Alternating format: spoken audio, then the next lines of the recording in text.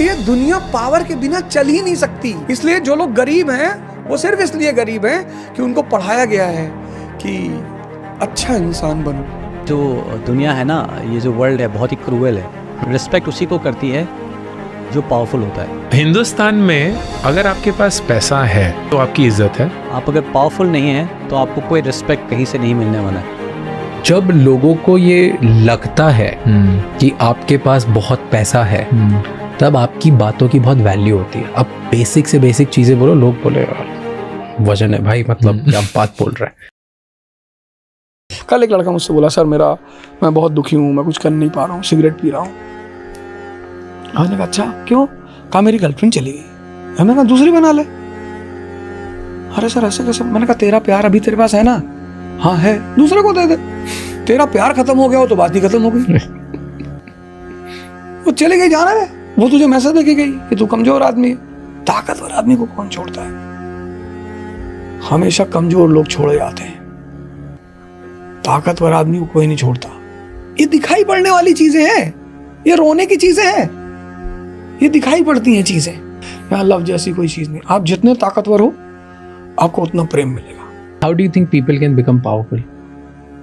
If power shrieks, then you truly do not understand power. Silence is power. Wow. Absence is power. अगर तुम्हारी जेब में पैसा है और अगर तुम थोड़े बहुत इन्फ्लुएंशियल आदमी हो तो तुम्हें छू नहीं सकता कोई। You are untouched. You have the power to manipulate anything. जो पॉलिटिशियन पावर में है वो आपकी टॉप बिलिंग टिकट है, क्योंकि वो जो है पूरा सिस्टम हिलाने का जो है समाधान रखता है। IPS IAS ऑफिसर से भी ऊपर। ओह, उसके सामने IPS ऑफिसर क्या है? What's a step? सबको बनना है। देखिए सारा खेल इस बात है कि पावर को हम डिफाइन कैसे करते हैं। जनरली हम मानते हैं कि पावर 3-4 तरह से आती है। एक आती है पैसे से, एक आती है प्रसिद्धि से, फेम से, एक आती है पॉलिटिक्स से। आप इलेक्शन लड़े पावरफुल बन गए। फेम बहुत ही लूज मेट्रिक है power. It just I feel it's an illusion.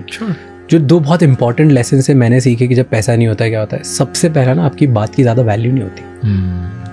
And that was one of the biggest learnings for me कि द पावर वाला चीज व्हिच यू आर सेइंग, जब लोगों को ये लगता है कि आपके पास बहुत पैसा है, तब आपकी बातों की बहुत वैल्यू होती है। अब बेसिक से बेसिक चीजें बोलो, लोग बोले यार वजन है भाई, मतलब क्या बात बोल रहा है।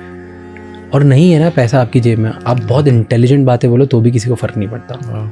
People don't want to listen to you because ज़्यादा वैल्यू नहीं है। That is the first thing which I have realized. This is how society functions. I may be completely wrong कि लार्ज सोसाइटी में क्या होता है, बट मेरे आसपास की सोसाइटी में ये होता है। That's what you experience, yeah.